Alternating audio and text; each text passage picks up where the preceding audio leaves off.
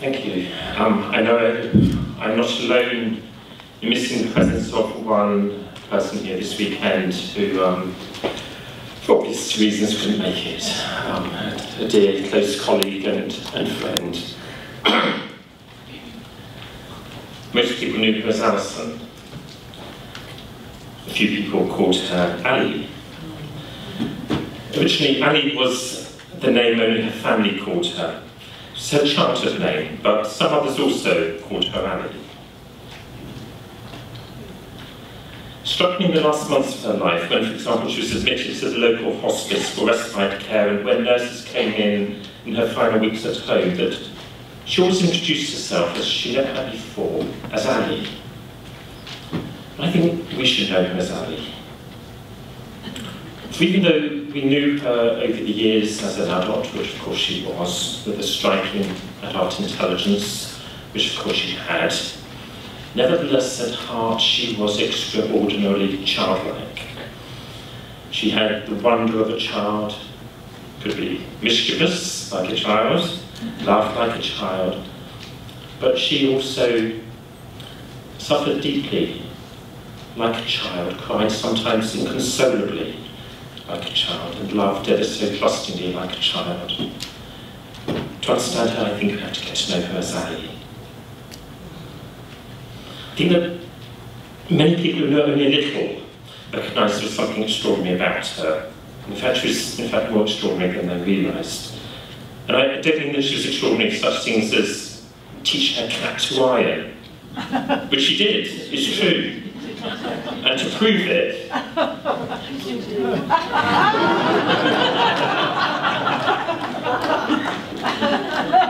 well, actually, that proves nothing. That's just a tip I got off the internet of a cat with an iron. But I do have a picture somewhere of her cat Jimmy doing the ironing, but you'll have to take my word for it. I just couldn't find it for today's talk. But in fact, this talk is barely an introduction to how extraordinary she was. It doesn't even sketch out the range of her legacy for the pro-life movement, let alone her broader legacy, which encompasses far more than general pro-life concerns. But this talk focuses on something that she thought was vitally important for the pro-life movement: the value of human life and being willing to suffer for it. And this is an important part of her legacy. Some biographical details were of course necessary. Ali was born on the 8th of January 1955 in Falmouth, near Bolton in Lancashire. Prenatal screening and abortion were more than a dozen years away. Her parents didn't know before her birth that she had spina bifida. Spina bifida means literally split spine, and a major effect for Ali was that she was paralysed beneath the waist. Her family moved to Stevenage when she was 3. We'll move on from the cat. From the age of about 14, Ali used a wheelchair continually, but before that she could walk with crutches and calipers, but in fact she put enormous pressure on her spine doing this, causing damage that resulted in much pain and complications later in life. She was also doubly incontinent, and her childhood years were difficult, as was much of her later years, because of the incontinence. In fact, she had a difficult childhood in various ways and was in hospital several times for long periods and missed out on education which she had to catch up on. But in spite of the difficulties, she did well, went to university at Essex when she was 18 to read sociology. 2 years later, in 1975, while still at university, she got married. She had been brought up in the United Reformed Church, but rejected belief in God and many of the values and ethics of Christianity while she was at university. She was a keen member of the women's rights group on campus, and it may surprise those of you who are not already familiar with her, given the nature of this conference, to know that she was a supporter of a woman's right to choose on abortion, taking part in several marches and demonstrations, holding her banner, which she diplomatically put it, said very rude things about pro-lifers. I think we can guess what they might have said. And then her life was radically changed by a little girl called Louise. In 1979, he saw a television programme featuring a Dr. Donald Garrow from Wickham General Hospital, and he admitted that by sedating and starving her, he had brought about the death of Louise, a newborn baby who, like Ali, was spina bifida. He said he did this because if Louise had grown up, as she had every prospect of doing, he felt she would compare herself unfavourably with her two non-disabled sisters. Louise would have been less disabled than Ali, and the programme about her being killed very much disturbed her. And over the next couple of years, Ali came across with increasing disquiet other reports about newborn disabled babies being pushed into death. In early 1981, she read an article in The Guardian referring to a number of doctors, including Dr. Garrow, who were, as it was said, allowing severely handicapped babies to starve to death. What was happening made her, she put it, splutteringly angry, and she wrote a letter to The Guardian expressing her objection. And that letter was published in The Guardian on the 2nd of March 1981, and as a result, close on 100 people contacted her expressing a variety of views. Pro-life groups, including the Society for the Protection of Unborn Children, contacted her and made the point that killing newborn disabled babies followed on from killing disabled children while still in the womb. Having thought of these groups as the enemy, Ali read their letters expecting to learn nothing from them. But the more she read, the more uneasy she felt. She didn't want to accept the pro-life position, but she was intellectually honest and followed up on the arguments, spending a lot of time in the university library checking things out. It took her nearly a couple of years, but by 1983 she identified herself as pro-life, was in regular contact with SPUC, and soon invited to work for its new handicap division, which was later renamed as it is today, known as Human. For several years, Ali was called the organiser of the group, a title that gave her much amusement, as she always said she couldn't also organise herself out of a paper bag. It's true. She had a lot of talent, but that was her best thing. She did much research, writing and speaking, including much in the media, and was glad when it was finally noticed by others that organising wasn't her forte, and when somebody else was appointed to a much better organisational abilities to help her run No Less Human. First of all was the late Ian Brown, with whom she very much enjoyed working, and then for many years her good friend Janet Thomas, with whom she did enjoy working. I hope Janet doesn't know I'm joking, but to compensate for that, I would say, whatever you do this weekend, you must go to the No Less Human store, where Janet will almost certainly be, because she wants to tell you about No Less Human and how you can help with No Less Human, and I hope that will get me off the hook for that, so I'm looking at Janet. There's also at the stall a memorial card of Ali, and there are plenty there. You can take as many as you want until they run out. So go to the store, free card. What more can you want? I won't go into how Ali's life fell apart in the 1980s. Her marriage ended and she moved to Dorset in 1987. I visited her for 2 weeks in July 1989 and ended up staying as her assistant until the sad day of her death last year on the 3rd of December. Now, that is a ridiculously brief sketch of Ali's life.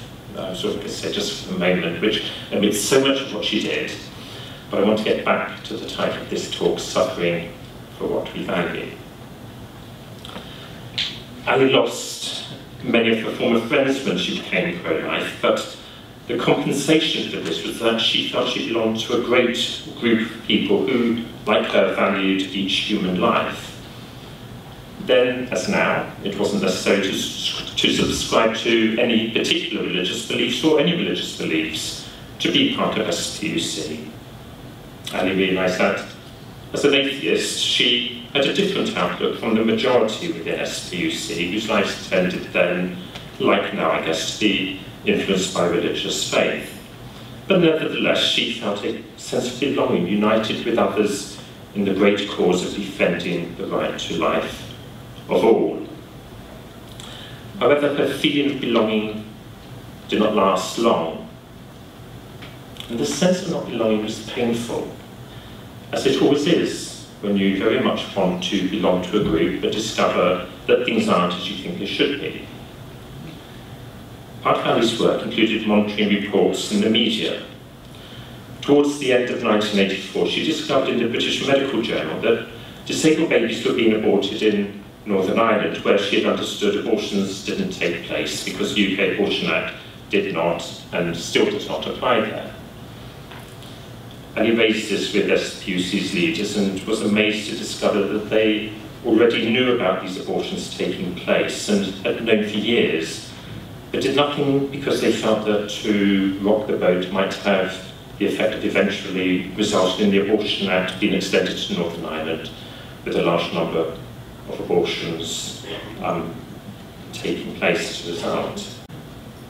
One may perhaps sympathise with the thinking of SPUC's leaders in keeping quiet about those abortions, but for Ali it was a demonstration that the pro-life movement was not speaking out equally for the right to life of all unborn children. She was convinced that it was wrong to tacitly accept some killings for the putative benefit of other unborn children. So early on, Ali felt things weren't right, and they got worse a few years later. I got to know Ali in January 1988 in the early stages of the campaign in support of David Orton's abortion amendment bill, which aimed to lower the upper limit for abortion to 18 weeks.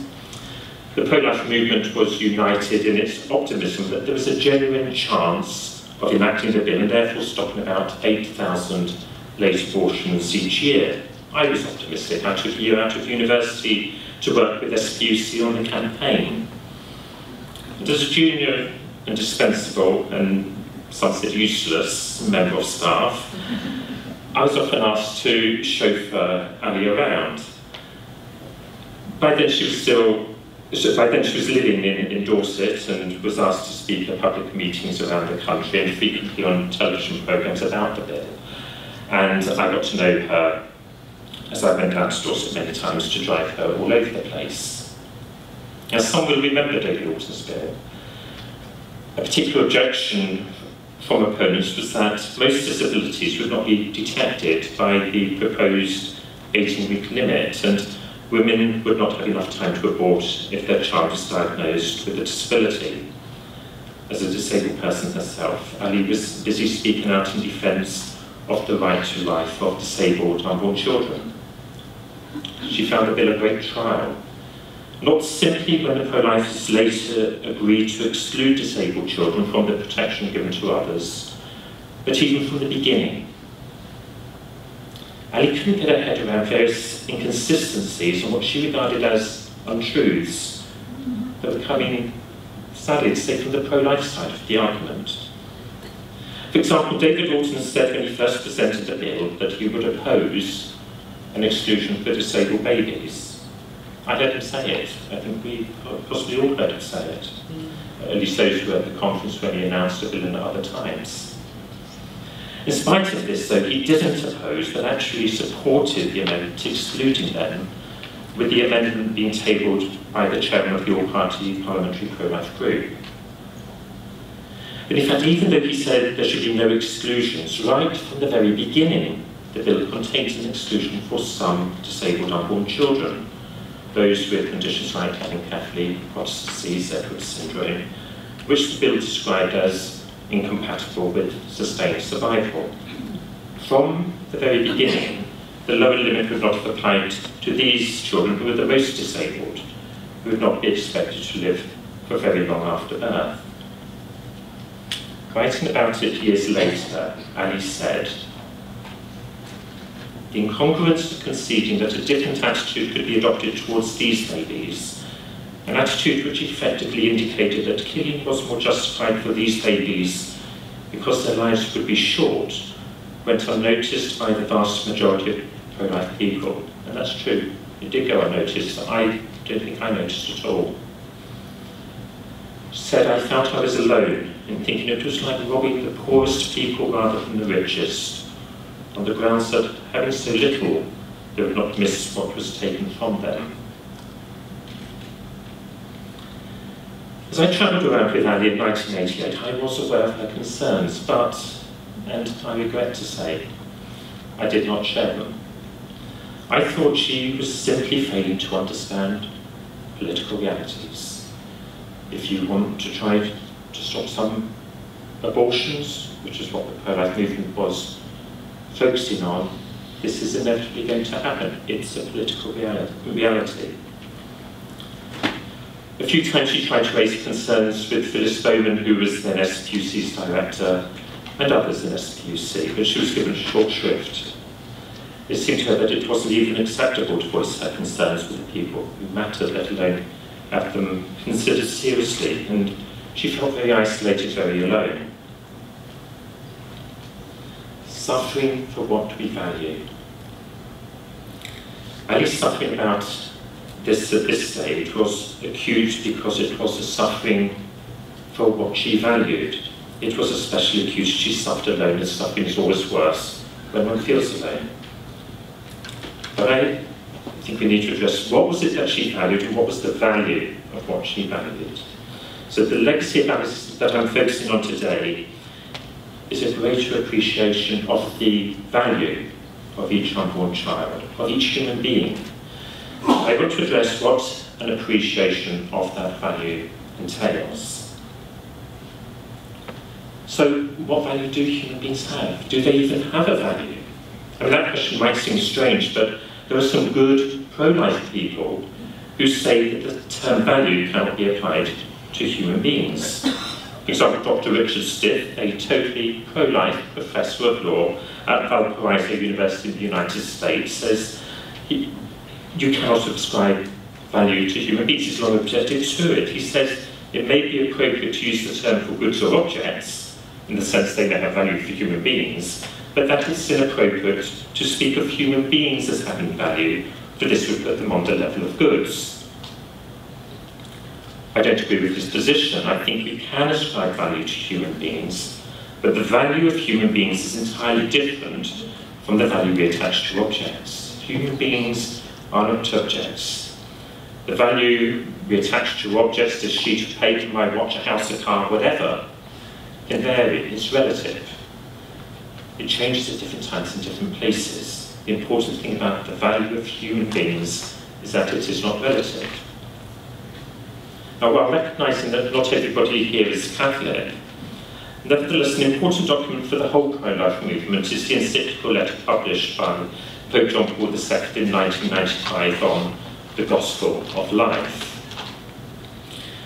While it is known as the Gospel of Life, or Evangelium Vitae in Latin, from the first words of the text, it is in its formal title described as an encyclical letter on the value and inviolability of human life. The argument produced by Pope John Paul is that human life is inviolable, it cannot be rightly destroyed, on account of its value. So what is the value of a human being? In Evangelium Vitae, Pope John Paul uses a range of adjectives to describe the value. He says it is incomparable, sacred, priceless, intrinsic. These are not terms that we would use for any material object, like a house or a car, that have relative value. It's to be observed that the English text of Evangelium Vitae does not say that human life has infinite value, though the Latin text does use the adjective immensus, which is translated as infinite in other texts by Pope John Paul, though on this occasion it is translated as incomparable. In fact, there are a number of people who, even if they accept the notion that human beings have value, think it is mistaken to talk of human beings as having infinite value. They may perhaps take comfort in the fact that the term infinite value is not explicitly stated in Evangelium Vitae, though I would argue that the terms used by Pope John Paul are entirely consistent with the concept of infinite value, and that the thought underlying the term is clearly demonstrated from other parts of the text. However, in a number of addresses he gave in different languages that he knew well, including Italian, French, and above all Polish, it is clear that Pope John Paul explicitly affirmed the infinite value of each human being. I'm emphasising the concept of the infinite value of human beings because it was the value that Ali, from the very marrow of her being, attributed to each human life. I've spoken of her becoming pro-life while she was an atheist.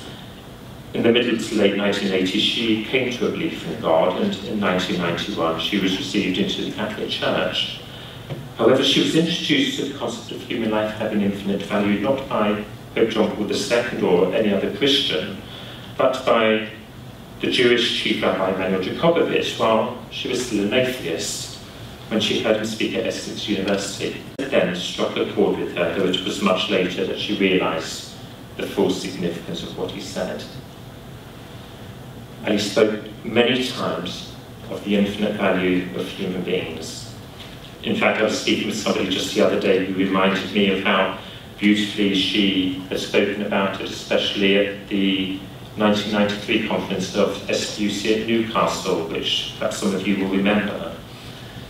She spoke about it partly to counteract a trend she found disturbing, though I think it is less the case nowadays, at least within SPUC, of focusing on the vast majority of abortions that took place for social reasons or on demand or of so-called perfectly healthy babies, as though these were the ones that the pro-life movement should really be concerned about and not the hard case abortions following rape or if fetal disability is anticipated.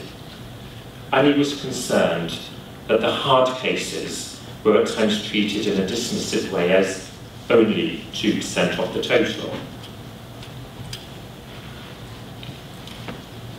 Ali spoke of the infinite value of human beings with reference to particular vulnerable people, such as Tony Bland, the young man injured in the Sheffield Hillsborough football stadium disaster in 1989, who was in a persistent non-responsive state, sometimes inappropriately referred to as a persistent vegetative state, a term that Ali always refused to use. He was in this state before he was starved to death after judges ruled that doctors could deny him food and fluids. And his was the first UK case of state-sanctioned euthanasia. And he spoke of Lucy, who was born with anencephaly and lived for just one day. She never met Lucy, but she knew of her from a doctor who cared for her, and she had a photo of her, the photo that's up here of her obviously being loved cared for by her mother. She was a human being with infinite value, the same value as anyone else. And he also spoke about it with reference to a tiny newborn baby that she saw in Calcutta, who seemed to have no prospect of living for long, but was lovingly cared for by his pavement-dwelling parents. And she also spoke of Rachel, the daughter of no less human member Agnes Marshall, who seemed to have no ability to communicate, and many might have thought that she contributed nothing to the world, though her mother, Ali, and those who loved her recognised that she gave everything by her presence. For Ali, the tragedy of abortion, or any approved killing, lay not in the hundreds or thousands or millions of human beings killed, but in the judgment that a single life, one single life, is expendable, not worthy of protection. If a human being has infinite value, then to allow the deliberate killing of one is as bad as allowing the deliberate killing of all. Ali explained why, and I'll do so with her words. She said, "Infinity is always implicit in itself and cannot be added to or subtracted from. It cannot be multiplied or divided. Infinity cannot be split up so that each infinitely valuable entity has a bit of infinity. If an entity has infinite value, then two entities with infinite value cannot therefore be worth twice as much. There is no such thing as twice infinity. Infinity remains always the same, and the most that any individual or group of individuals can be equal to is infinity." She continued, unless human beings are regarded as having a value relative to each other, or an ordinal value such that the value of two people is necessarily twice the value of one, each must necessarily be accorded an infinite value. Since infinity cannot be multiplied or divided, each individual human being is as valuable as all other human beings put together.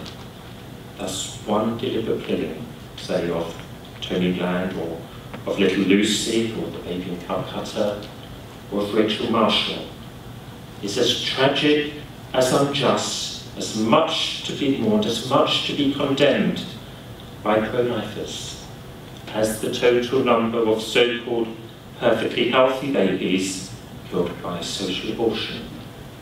Length of life, or ability, or disability, or provenance, the manner or way we are conceived, can have no effect of augmenting or diminishing human value, because infinity cannot be added to or subtracted from. Think about it. It is really quite an awesome thing to contemplate that the value of a human being is infinite.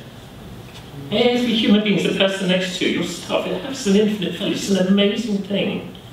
The value of each unborn child that we might spend a lot of time working for, we do it because it has infinite value. But while it might motivate us to be more dedicated to the cause of defending human life, does it have any real practical significance? For Ali it did, momentous significance. And it led to her not only questioning, but decisively rejecting the strategy of chipping away at the Abortion Act, again what is known as incremental protection for the unborn through so-called imperfect legislation like David Alton's bill. There's a well-known saying of George Santayana: those who cannot remember the past are condemned to repeat it. On several occasions in recent years, there have again been calls to lower the abortion upper limit, the latest in just the past week. Reporting on it, the Daily Mail said, just last Monday, pro-life groups have long argued that no healthy baby should be aborted while they have a chance of life. Is that really what we have been arguing for? That babies shouldn't be aborted if they're at a stage when they can be born? Well, what if they're not at that stage? That babies should not be aborted if they are healthy? Well, what if they are so-called unhealthy? Well, that isn't what I'm arguing for. It isn't what Ali was arguing for, and it isn't what any of us should be arguing for. Unfortunately, though, the pro-life movement has nobody to blame for such reports, such statements in the press, but itself. In view of its previous support and indeed its positive advocacy for legislation to stop some abortions but not others, and let the pro-life movement learn from the past and not repeat the serious errors that have been made. The arguments involved in any attempt to restrict abortion inevitably violate true pro-life principles. Much of the current discussion about lowering the upper limit is based on viability, just as it was when David Alton brought his bill to lower the abortion time limits. And just, of course, it is incongruous that in one hospital ward, nurses may be working hard to save the life of a premature baby, while in the next ward, the life of a child the same age, though yet unborn, is being ended. But in fact, viability is totally irrelevant to questions about morality and legality of abortion. Grave disservice has been done to the unborn by the pro-life movement. And I include myself in the criticism because of its support for legislation in the past that was not based on firm principles. Sorry. You didn't have the gym post. Sorry.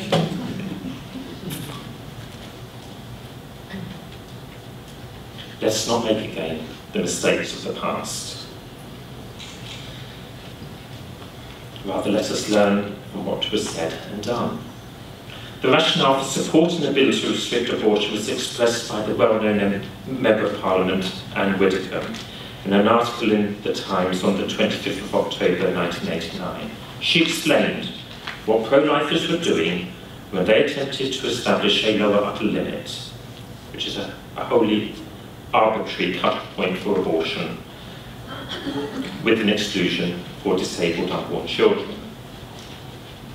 She said, and this is in The Times, 25th October 1989, "We are bargaining, saying, if we agree you can kill them, will you support us in trying to save a few thousand other lives?" In a way, we should perhaps be grateful to Anne Whitcomb for her plain speaking. She's known for it. But I read that sentence now and I find it shocking. Truly shocking. To make such a bargain? No, no, no, no, no, no. Legislators have serious responsibilities, agreed. But any legislator who claims to have the responsibility to agree that some innocent human beings may be killed, even in order to save other innocent human beings, badly misunderstands the scope of their responsibilities. Legislators have a duty to protect, to defend, and to serve human life, each human life, and no one has the right or responsibility to enshrine in law the sort of bargain that Anne Whitcomb speaks of. I don't wish to be uniquely critical of Anne Whitcomb. She's merely articulating the thinking behind the actions of many, including my own brief support for restrictive bills, before Ali put me straight. And it should be noted that the Times article from which I quoted says that she is against abortion totally. But I submit that that sort of bargain is not pro-life. It is not principled. Even if well motivated, it is misguided, surely, and shocking. Following on from that, the 1990 Human Fertilisation and Embryology Act was passed, and we saw the result of the bargaining of pro-life politicians, which was supported by the wider pro-life movement. The result was a 24-week limit for social abortions, and the fate of those who had been bargained away, and this, what happened to them, was made worse, with no limit whatsoever for disabled and some other hard-case babies. They could be aborted up to full term. The bargaining backfired disastrously. So what should the pro-life movement do if you can't do this bargaining? And in the following years, Ali and I spent a lot of time discussing the question with pro-life friends as well, and we tried to work out how the pro-life movement should or even could proceed. I recall one pro-life friend who, in spite of what had happened, continued to maintain that trying to change the law gradually was the right thing to do. He said the other side was successful because it accepted small changes in the law, which led to further changes until they got what they wanted. Pro-lifers know this as the slippery slope, and our friend suggested that pro-life incremental changes could reverse that process. You've got to love Ali when she comes out with certain things. I just loved the response to that. She pointed out that the concept of a slippery slope is necessarily associated with a downhill movement following the abandonment of an absolute principle. And she said, it should not take much imagination to realise that attempts to ascend a slippery slope are going to be not only frustrating, but self-defeating. Think about it. Trying to ascend a slippery slope and you are hiding to nothing. In fact, I don't think one has to accept the concept of infinite value of human beings to recognise the wrongness of the strategy of chipping away at the Abortion Act. The wrongness can be demonstrated in other ways, not least by understanding that any law to restrict abortion so that some unborn children are protected, some unborn children are excluded from protection given to others, will inevitably be unjust, and this violates what is essential for law. Law, to be law, must be just. However, if we do accept the infinite value of each human being, then we recognise that one very profoundly disabled child, say Rachel Marshall, or one baby conceived in rape, is as precious as countless billions of other human beings. I mentioned briefly, Ali, seeing the tiny child born to the pavement dwellers of Calcutta. The care his parents were lavishing on him seemed to her recognition of his unique preciousness. And Ali said that as she saw him, she remembered Mother Teresa speaking about the unborn. And she paraphrased a biblical passage from the book of Isaiah. I have called you by your name, you are mine. Water will not drown you, fire will not burn you. I will give up nations for you. You are precious to me. I love you. It was the I will give up nations for you that jumped out at Ali. She said, Christians believe that God would put aside, as it were, the interests of whole nations of equally precious people for this one child, that vast accumulated numbers of other people would not satisfy him if this, the weakest of babies, were lost. This child is as valuable as all the others put together. So let us spell it out. Ali would not have supported a bill to protect all the unborn except those conceived in rape, even if this prevented millions of abortions and resulted in just a single abortion. She would not have supported a bill to protect all the unborn, except those regarded as incompatible with sustained survival, even if this prevented millions of abortions and resulted in just a single abortion of a child, like Lucy, who was born with anencephaly and lived for less than a day. Ali believed, and I believe, that she was right, that we who are pro-life must always show in our words and also in our actions that we uphold the infinite value and the right to life of each and every human being. Not one is dispensable, not one can be set aside, even if this were regarded as a temporary measure, though it probably would not be in reality, to benefit millions of others. Suffering for what we value. You know, it's hard to explain just how much suffering Ali's conviction caused her. She felt very marginalised within SPUC. It's true, she did. Even though she came here and she seemed to belong and loved seeing you all and loved people in SPUC, nevertheless she felt really marginalised because she felt that the same value was not being attached to all human life, and she didn't feel there was a belongingness in that sense. She thought lip service was paid to the dignity and value of disabled people like herself. That pro-lifers thought that the babies who really mattered, but the 98% of those inappropriately described as perfectly healthy babies who were threatened by social abortion. And it was quite a miracle for her when, from about the middle of the last decade, there emerged a better understanding within SPUC of her concerns. As I said, I used to hold the view that I'm now criticising, and so I know how difficult it can be for someone to change their view when they've been committed to a particular course of action. Ali was aware of that. And so she had particular regard for John Smeaton, for his willingness over the past decade or so to question the rightness of much of SPUC's strategy and accompanying campaign literature, for which he had had a leading responsibility for many years. Now, I'm not saying you necessarily accept all of my view or Ali's view, John, but I think it is right to acknowledge publicly the respect Ali had for you, for acknowledging that some things done in the past were not right, and for being resolved not to make again the same mistakes. She was aware that you were faced flack from some who have mistaken for political naivety your recognition of the importance of principle. And I think Ali would want her gratitude to be expressed to you for taking her concerns seriously. And I can also say that the fact that you did considerably ease the burden for her in her final years. So thank you.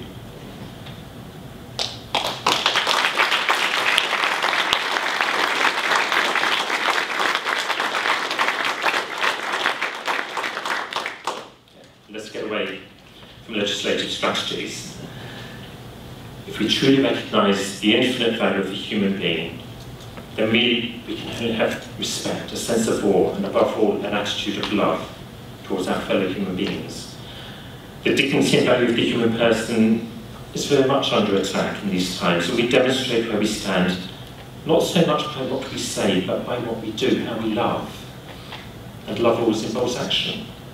So yes, when human dignity and its value is undermined by poverty or violence, abuse or homelessness and many other ways, then of course we demonstrate our love by coming to the aid of those in need. In our society, those most in need are the unborn. I mean, what other group has against it laws saying that they can be killed? And increasingly vulnerable are terminally ill, chronically sick or disabled people and others who are threatened by calls for euthanasia or assisted suicide. Suffering for what we value. Do we truly value human life, or do we pay lip service to the value of human life? Do we show by our actions the value attached to human life? Do we do so much, or are we prepared to do so much that it causes difficulty or even suffering for us? The truth is that if we truly value our fellow human beings, then we will love, and if we truly love, we will be willing to accept difficulties and suffering that comes along. Ali demonstrated her appreciation of life by being willing to suffer. She suffered greatly. Ali spoke about the years when life was so bleak for her, so tough, that she wanted it to end, and in fact made serious attempts to end it all. And yet, even during some of the period that she wanted to die, as earnestly as any of the high-profile media cases we have seen, she was saying, even before a parliamentary select committee, that the law should not be changed to allow voluntary euthanasia. Yes, she wanted to die, but she knew that if the law consents to the killing of suffering people, even if they want it, it lies about their value and dignity. And when from 1995 she found a reason to live, which transformed her life, it wasn't that her physical condition got better, in fact it got progressively worse. What happened was that her love for others, in particular a group of disabled children in South India, overwhelmed any concerns she had about the difficulties of her own life.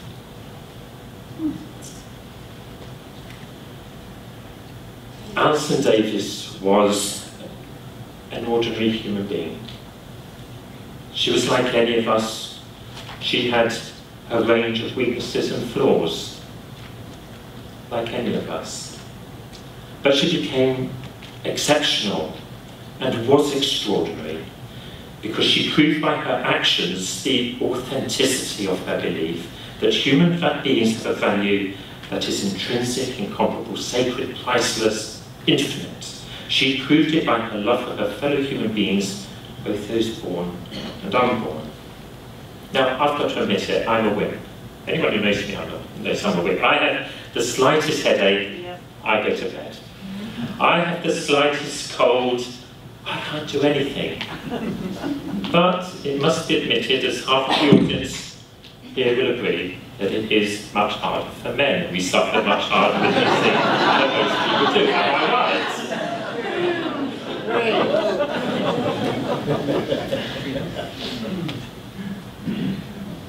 Ali put me to shame. Yes, many times she was so unwell, she couldn't get out of bed at all. But even at the best of times, she generally had a combination of physical pain, headache, nausea, general tiredness, general yuckiness, but nevertheless, be at her study desk, get on with work, write perhaps a pro-life article or letter to a newspaper or journal, encouraging a member of known as human or a friend by writing to them or phoning them and doing many other things too. She found public campaigning or attending meetings and conferences like this exhausting and would be shattered afterwards. But you would hardly know it when you saw her beaming with joy, genuine joy, when she saw you. She found public speaking nerve-wracking and hated doing media work. She wouldn't watch herself on television or hear herself on the radio. But she didn't refuse to speak at any venue if she could make it. She pushed herself out for the unborn and those vulnerable at the end of life because she valued and loved them. Love means being willing to put yourself out, to accept hardships, to accept suffering. In fact, preparing this talk reminded me just how much inconvenience and suffering she endured. And in fact, how little I do in comparison, and perhaps, like myself, we could all do much more on this. Love makes us willing to suffer. Annie recognised that if we should love human beings who have infinite value, how much more lovable must be the creator of those infinitely valuable human beings. And she came to understand that if one can suffer for one's fellow human beings out of love, then one can suffer for God too, out of love. Don't get me wrong, Annie believed that we should not inflict suffering and that we should do what we can to relieve the suffering of others. But she recognised that there will always be suffering for human beings. It goes with the territory of being human. And she came to see that suffering is far from pointless. It is what enriches our humanity. She came to see not simply that it was a privilege to suffer, but that it was, in her words, the greatest privilege possible in this world. I haven't spoken of Annie's opposition to assisted suicide or euthanasia, mainly because I want to make just a single point now on this topic. I don't think it will be helpful as a public argument, but I think it's something that needs to be learned and incorporated into the lives of those who don't accept killing as the appropriate response to human suffering. The point I want to make, which was Annie's unspoken lesson to me in her final days, is that a painless death without difficulties is not really what matters.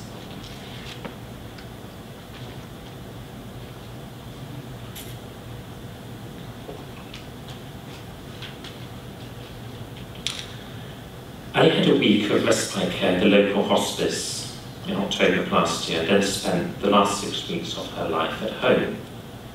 Sometime after getting home, she was unable to get out of bed, even to go to the bathroom. I was struck by the fact that though it was a time of upheaval and of momentous change, it was a very peaceful time. And it may sound strange to say that I was conscious that, paradoxically, it was the richest 6 weeks of my life, the best 6 weeks of my life. When it was clear that Ali was dying, a number of friends visited. They normally had to wait a while to see her, and then it would be just for a few minutes. That was as much as she could manage. She had pain and was exhausted, and her ability to interact was limited, but she was joyful. One friend who visited was her good friend, a member of No Less Human, Penny Gota, that Ali had known for 30 years, almost since the beginning of her time with SPUC. And you can see the joy that Ali had when Penny's dog Kip came along. Even though the last few weeks can be difficult, there can be periods of great, great joy for oneself, which is given to others. The final photo of her was taken with me on the 24th of November, 9 days before she died. I want to stress that Ali received excellent care from our local GPs, nurses, healthcare assistants, and also from our local hospice. They were faultless. They were concerned that Ali was in too much pain. At best, it was bad enough. At times, it was extreme. However, it seems to me that paradoxically, the more they tried to ease her pain, the more she had. This was especially after they put her on a syringe drive 4 days before she died. The only way to be painless would be if she were totally zonked out, which she didn't want. Ali died at home on the morning of Tuesday, 3rd of December. She had lost her swallow reflex on the Sunday night, and so from then she could no longer take even small drops of liquid to drink or liquid morphine for pain. She would generally wake up for short periods with pain coming soon after she was awake. About 8 p.m. on the Monday night, after being awake for an hour or so, the pain was so extreme that she wanted me to call the out-of-hours doctor. It was known that if she called the out-of-hours service, Ali would receive an injection of diamorphine, which she duly received, and it zonked her out in seconds. Knowing that she hadn't had liquids for nearly 24 hours and expecting that the diamorphine would last some time, it seemed to me that Ali may well die without waking up again. And so I was surprised when Ali woke up at 1 a.m. on the morning of the Tuesday. She could say little, a few words at a time. Often she would respond yes or no to my questions. It was soon clear that she was in pain. Do you have pain? Yes. Is it very bad? Yes. Do you want me to call the doctor to give you something? No. I frequently asked her if she wanted me to call the doctor to help the pain. She always said no. I would ask, are you happy? She always said, and you could read it in her eyes, yes. Ali once said that our life in the world is like that of an unborn child. In a way, we are unborn. The unborn child knows only the womb. He or she doesn't know the marvelous world that lies beyond the womb. The suffering of his mother accompanies the child into the world, and it's traumatic for the child. The world, said Ali, is like a mother's womb. That is a preparation for what lies beyond. What lies beyond is so much beyond our imagination, just as the world is beyond the imagination of a child in the womb. Just as suffering accompanies our entrance into the world, so it is fitting that it accompanies our exit from the world. We prepare for what lies beyond. I'm convinced that Annie didn't ask me to call the out-of-hours doctor again because she knew that if she received another injection of diamorphine, she would be zonked out for the rest of her journey into the next world. She didn't want that. She wasn't clinging on to life, afraid to let go. The sentence she said more than any other in her last weeks and days was, I want to go home. She was anticipating her eternal destiny. But she knew she wanted to take with her as much as she could. And what can we take with us? Not material goods, but the treasures of our good actions, our prayers, our suffering, our love. How precious were the last hours of Ali's life. The good deeds she performed then, contributing to the treasures she took with her, was a final lesson to me, and through me to you and others, how to die with real dignity and real courage. She prayed, expressing sorrow for the things she got wrong in life, and she offered up her suffering to God in loving gratitude for the life she had been given and for all his loving mercies. Ali amassed all the treasures she could of good deeds, prayers, suffering and love while she had the opportunity to do so. And for some silly reason, she loved me and wanted to spend as much time as she could with me.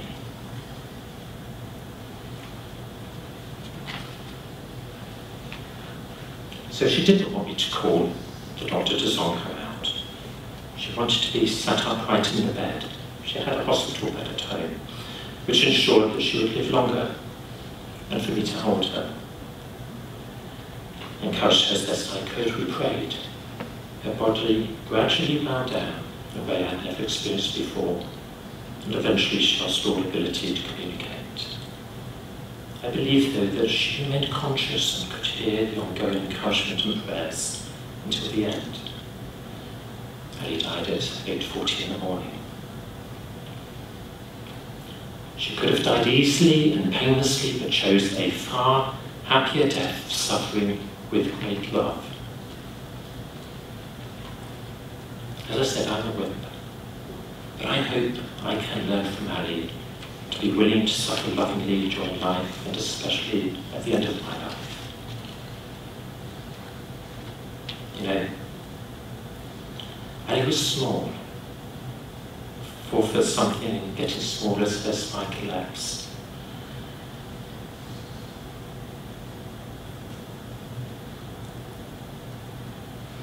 As she walked, head and shoulders above us